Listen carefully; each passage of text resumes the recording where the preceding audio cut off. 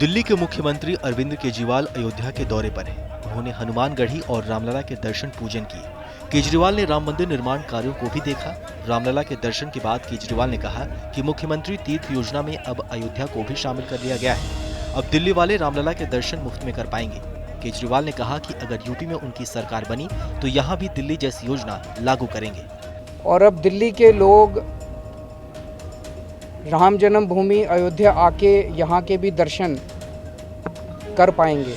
उस योजना के तहत हम आना जाना रहना खाना पीना एसी ट्रेन से आते हैं लोग, एसी होटल में उनको रुकवाते हैं, सब कुछ सरकार बियर करती है और जनता को कुछ नहीं देना पड़ता।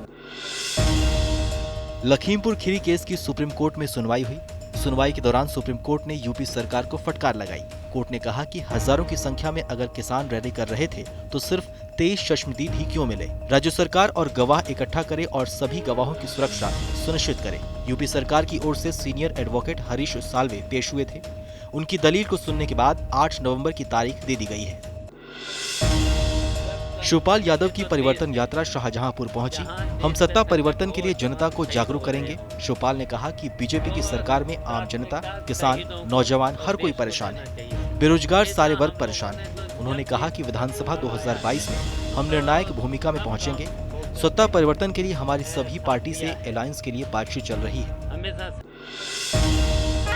बरेली में बीजेपी सांसद की बेटी और एक पुलिस इंस्पेक्टर में झड़प हो गई। दोनों की बहस का वीडियो भी सोशल मीडिया पर वायरल हो रहा है। सांसद की बेटी ने आरोप लगाया है कि रोड जाम थी और पुलिस इंस्पेक्टर वर्दी का रौब झाड़ रहा था, जबकि पुलिस वाले ने सांसद की बेटी पर आरोप लगाए हैं। काफी देर तक दोनों में बहस होती रही और फिर लोगों ने बीच बचाव कर मामला शांत करवाया। गुंडागर्दी दिखाने के लिए नहीं, ये गुंडागर्दी दिखाएंगे तो भुगतेंगे। ये सरकार लोगों ने बनाई है। रामपुर कलेक्ट्रेट के बाहर किसान यूनियन धरने पर बैठ गए। किसानों का आरोप है कि धान खरीद केंद्रों पर खरीद नहीं हो रही है, जिसकी वजह से किसान अपनी उपज में आग लगाने को मजबूर हैं। किसानों का आरोप है कि बिचौलिए बदसलूकी करते हैं। प्रदर्शनकारियों ने धमकी दी है कि अगर उनकी समस्या का समाधान नहीं किया गया तो वो अपनी फसल में आग लगा देंगे। मुरादाबाद की संध्या भाटी और इकरा को एक दिन के लिए जिले का डीएम और एसपी बनाया गया है। संध्या भाटी और इकरा सुबह ऑफिस पहुंची, कार्यभार संभाला।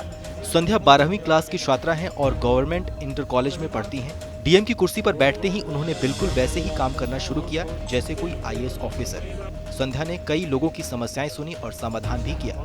क्या क्या समस्याएं आज के टाइम में है, लोग किस तरह पीड़ित हैं, उन्हें किस चीज़ की आवश्यकता है, क्या सुविधा उन्हें देनी चाहिए।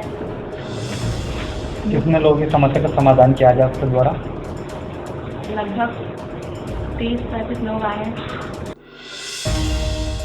मुजफ्फरनगर के हिस्ट्री शीटर बशीरुद्दीन ने सरेंडर कर दिया।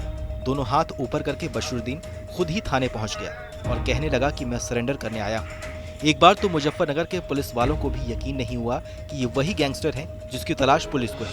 सीओ सिटी ने बताया कि पुलिस की कार्रवाई के डर से बशीरुद्दीन ने कोतावली में आत्मसमर्पण किया है। ये वही हिस्ट्री शीटर बदमाश है जिस पर कई तरह के आपराधिक मामले दर्ज हैं। तो बशीरुद्दीन वही वाला बशीरुद्दीन है, गैंगस्टर वाला। हाँ, पहाड़ों पर हुई बारिश का असर उन्नाव में भी दिखने लगा है। उन्नाव में गंगा का जलस्तर हर घंटे बढ़ रहा है। पानी के बढ़ने से निचले इलाकों के मकान जलमग्न हो गए हैं। उन्नाव में स्थिति यह है कि गंगा का जलस्तर 112 पॉइंट के ऊपर पहुंच गया है। अगर इस तरह से गंगा का जलस्तर बढ़ता रहा तो जल्द ही पानी खतरे के निशान को पार कर जाएगा। कौशाम्बी में 2 सांडों की लड़ाई हो गई। मामला सराय अकिल के फकीराबाद चौराहे का है, जहां सड़क पर सांड भिड़ गए। सांडों की लड़ाई से कुछ देर तक ट्रैफिक भी प्रभावित हुआ। लड़ते लड़ते दोनों सांड पास की फर्नीचर दुकान में घुस गए, जिसकी वजह से वहां बैठे लोगों में भगदड़ मच गई। सांडों से बचने के लिए लोग वहां से भाग निकले। इस दौरान एक शख्स गिर गया, उसको हल्की चोट भी लगी।